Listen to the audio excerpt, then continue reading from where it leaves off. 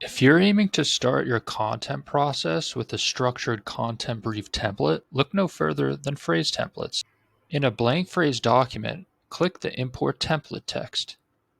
Under Phrase Templates, you'll see various content brief templates by content type that have already been created. To view any of these, just click the template and you can view it in a read-only in the right side.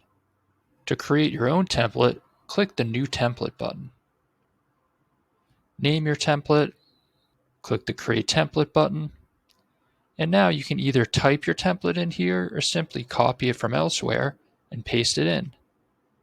Great, now I can reuse this template in any of my documents. Simply click the Import Template text in your blank phrase document, and under your templates, you'll see that template we saved. To add it to your editor, simply click the Import Template button. And there you go. Thanks for watching, and if you have any questions, feel free to reach out to us via email at team@frase.io.